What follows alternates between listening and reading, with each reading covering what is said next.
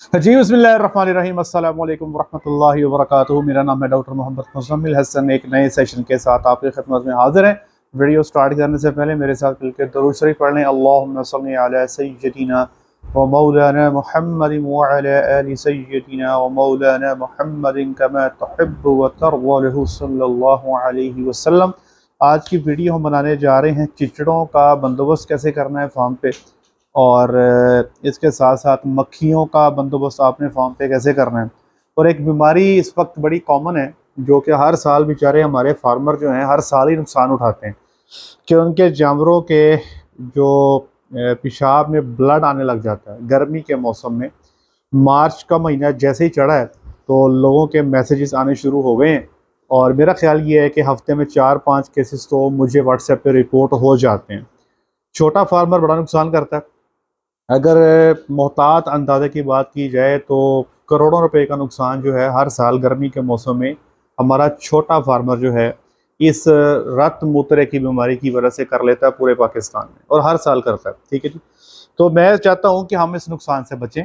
इससे बचना कैसे है, ये सारा मामला क्या होगा, बीमारी आ जाए तो इसका इलाज कैसे करना है, इस पे इंशाअल्लाह अज़ीज़ हम आज बात करेंगे। इसकी वैक्सीनेशन क्या है, और बहुत सारी लोग डिफरेंट किस्म की बातें करते हैं, उसमें कितनी सच्चाई है, ये सारी आपके सामने रखेंगे। सबसे पहले तो याद रखें कि जो चिचड़ हैं ये बहुत बड़ा मसला है जी फार्म पे। ठीक है जी। जानवर का खून चूसना तो एक प्रॉब्लम है ही है, तो उसके साथ कुछ बीमारियां हैं जो चिचड़ जानवरों को दे जाते हैं। अब जैसे मच्छर है, अब आप सब जानते हैं कि हम लोग अपने घरों में मच्छर पसंद नहीं करते, क्योंकि मच्छर जो है आप सब जानते हैं कि उससे एक बीमारी फैलती है जिसको मलेरिया कहते हैं। बड़ी ख़तरनाक बीमारी है, और भी बहुत सारी बीमारियां हैं जो मच्छर के काटने के नतीजे में जो है वो इंसान के अंदर जो है वो फैल जाती हैं। तो जनाब मेरी इसी तरह चिचड़ जो हैं ये बहुत ख़तरनाक हैं। वलैती गायों पे या क्रॉस के जानवरों पे ये बहुत ख़तरनाक साबित होते हैं, जानलेवा होते हैं। हमारी भैंस में उस तरह से ये ख़तरनाक नहीं है, और हमारी जो साहिवाल की जो चोलिस्तान के जो जानवर हैं उसमें ख़ासी इसके ख़िलाफ़ क़ुव्वत मुदाफ़अत और रेजिस्टेंस पाई जाती है। लेकिन अब आप जानते हैं कि साहिवाल और चोलिस्तानी रह कितनी गई है। हर घर में तो क्रॉस का जानवर खड़ा है, हर फार्म पे वलैती जानवर खड़ा है। तो चूंकि हमारे पास वलैती जानवर ज़्यादा हो गए हैं, क्रॉस के जानवर ज़्यादा हो गए हैं, तो इसलिए जो चिचड़ों के से जो होने वाले नुकसान आते हैं ये हमारे पास फार्म पे बहुत ज़्यादा बढ़ गए हैं। पहले एक ज़माना होता था कि 5 से 6 महीने गर्मी में चिचड़ हुआ करते थे, बाद में सर्दी के मौसम में ना चिचड़ चले जाते थे। लेकिन अभी हम देख रहे हैं कि चिचड़ नवंबर में भी मिल रहे हैं, दिसंबर में भी चिचड़ जान नहीं छोड़ रहे। बमुश्किल जनवरी फरवरी के 2 महीने हैं जब आपके जानवरों की चिचड़ों से जान छुटती है, वरना ये जनाब अली 10 महीने जो है ना चिचड़ आपके जानवरों की जान नहीं छोड़ती। और फिर फार्मर कहते हैं कि हमने फलाने डॉक्टर से टीका लगवाया, फलाने डॉक्टर से टीका लगवाया, लेकिन हमारा चिचड़ों का मुस्तकिल हल नहीं हो रहा। भाई चिचड़ों का मुस्तकिल हल इंजेक्शन है ही नहीं। चिचड़ों का मुस्तकिल हल जो है वो आपका स्प्रे है ही नहीं। ठीक है। हमारे पास जो फार्म हैं वो 2 तरह के हैं। एक वो फार्म होते हैं जो कनोपी जो बनी होती है, मुकम्मल शेड बना होता है, कनोपी बनी होती है, एक वो शेड है।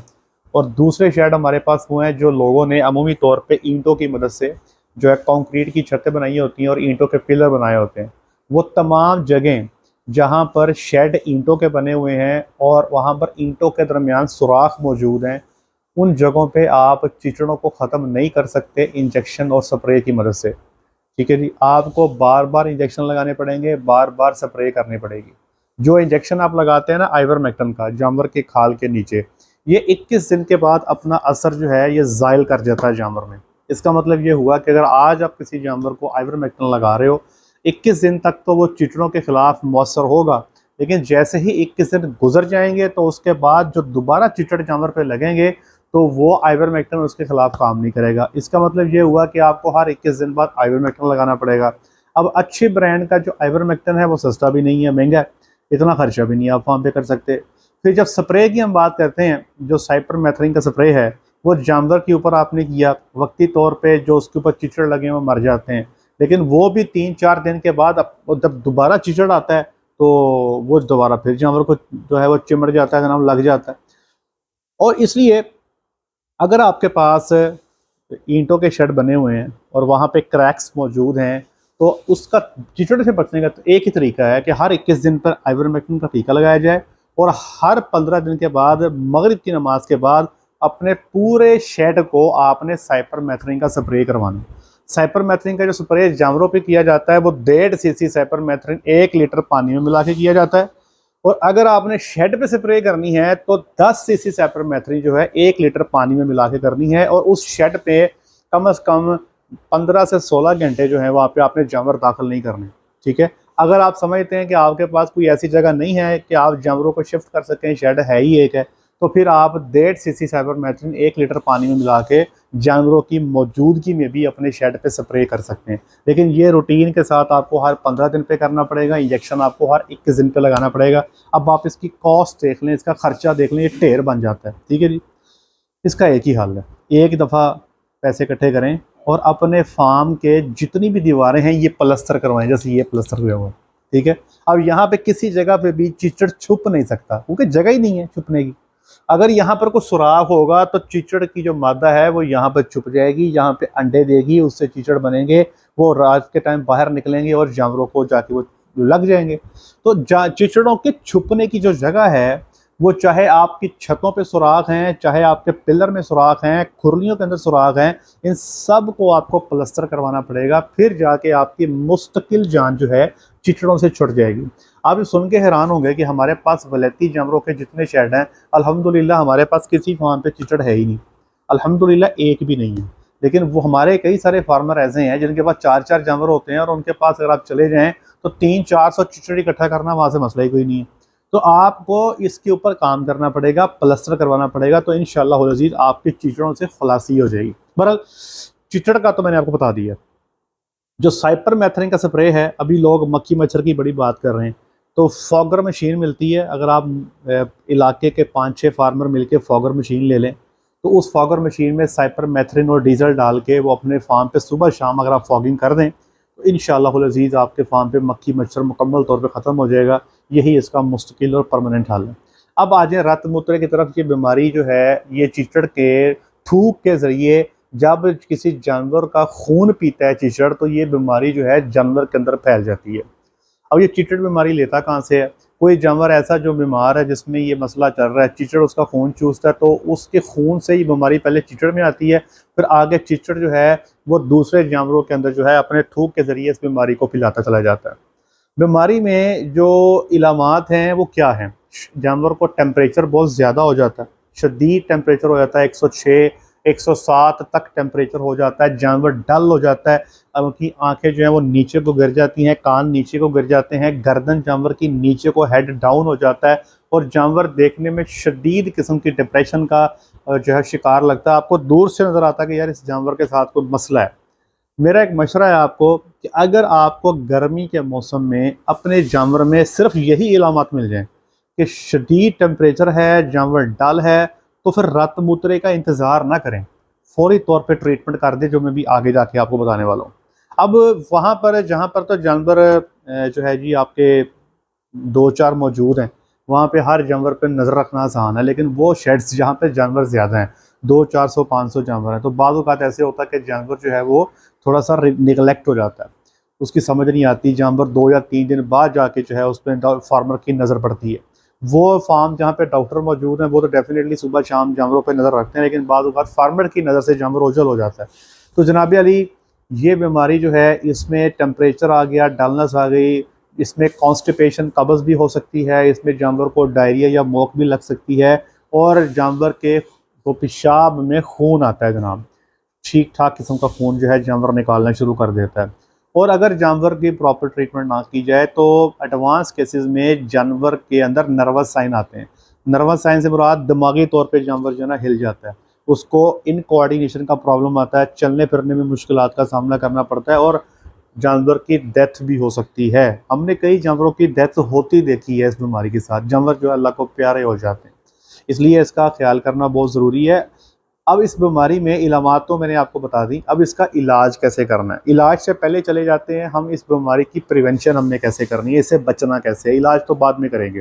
देखें, मेरा आपको मशवरा ये है कि अगर आपके फार्म पे ये मसला है, ठीक है जी, चिचड़ पाए जाते हैं, तो मेरा मशवरा ये है कि वो जानवर जो बच्चा देने के नज़दीक हों उनको बच्चा देने से 1 महीना पहले इम्मीज़ोल का टीका खाल के नीचे आप एहतियातन लगा दें। ठीक है, गाय बच्चा देगी, आप बच्चे को गाय का वोला पिलाएंगे तो वोले की मदद से बच्चे में कुव्वत मुदाफ़त आ जाती है, जो कम व बेश 6 महीने तक जो है बच्चे को बीमारी से महफूज रखती है।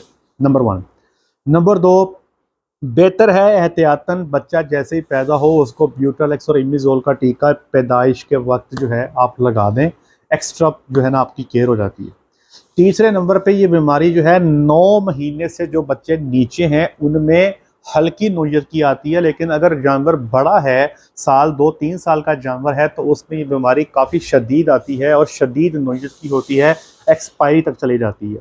एक जानवर जिसको बीमारी आई, आपने उसका इलाज किया, अल्लाह का फजल हो गया, जानवर बच गया, तो तकरीबन 4 साल तक वो जानवर जो है इस बीमारी के ख़िलाफ़ उसमें कुव्वत मुदाफ़त आ जाती है। ठीक है जी। भैंसों में चूंकि लाइफ ज़्यादा है फार्म पे, ठीक है जी, इसलिए क्योंकि भैंस की जो कमर्शियल लाइफ है 10-12 साल तो आराम से, लेकिन अगर गायों की बात की जाए तो गायों की कमर्शियल लाइफ 4 से 5 साल ही फार्म पे देखी जाती है। तो एक जानवर जिसको बीमारी आ गई है वो 4 साल के लिए जो है इम्यून हो जाता है, 4 साल के लिए वो उसके अंदर कुव्वत मुदाफ़त आ जाती है। अब ये टीका जो लगाते हैं, जो इमिजोल का टीका लगाया जाता है, ठीक है जी, हम मंडियों से जानवर लेके आते हैं ना, आप सबको गुजारिश है जब भी मंडी से जानवर लेके आए आजकल आते ही जानवर को ब्यूटालेक्स और इमिजोल लाजमी लगा दें। अब ये जो इमिजोल आपने आते ही लगा दिया, ये जानवर को 4 हफ्ते के लिए प्रोटेक्शन प्रोवाइड करता है, सिर्फ 4 हफ्ते के लिए। बाहर लोग ये समझते हैं कि हमने इमिजोल लगाया अब पूरे साल के लिए हमारी वैक्सीन होगी। याद रखें, इमिजोल वैक्सीन नहीं है। इनफैक्ट पाकिस्तान में बबीजियोसिस या रतमुतरा या टिक फीवर के खिलाफ वैक्सीन मौजूद नहीं है। इसलिए जो आप इमिजोल का टीका लगाते हो ये 4 हफ्ते के लिए जो है आपके जानवर को कुव्वत मुदाफ़त प्रोवाइड करता है। 4 हफ्ते के बाद अगर जानवर पे चिचड़ लग जाए और उसके अंदर ये जरासीम मौजूद हो तो आपके जानवर को बबीजिया हो सकता है। इसका ज़रा ज़हन में रखिएगा, वैक्सीनेशन इसकी नहीं है। अब इलाज आप करना चाहते हैं जानवर को, जैसे मैंने अर्ज़ किया, गर्मी का मौसम में शदीद बुखार हो गया, डिप्रेस हो गया, दूध कम कर दिया, खाना पीना कम कर दिया, कान गिरा दिए, फौरी तौर पे जो भी ट्रीटमेंट करनी है उसमें इमिजोल का टीका लाजमी शामिल कर लें। तो इसमें इमिजोल जो है खाल के नीचे लगाएं और बड़े जानवर को 10 सीसी लगाएं। इसके साथ साथ डायमिनाजीन जो प्रोनियल का इंजेक्शन है 1 ml 30 किलो वजन के लिए, वो भी जानवर को एक दफ़ा गोश्त में लाजमी लगा दें। एंटीबायोटिक में ऑक्सीटेट्रासाइक्लिन का 5 दिन मुस्तकिल इस्तेमाल करें। फ्लोनेक्सन, मैग्लोमीन या कीटोप्रोफन का इस्तेमाल जो है बुखार उतारने के लिए 5 दिन तक लगातार लाजमी करें।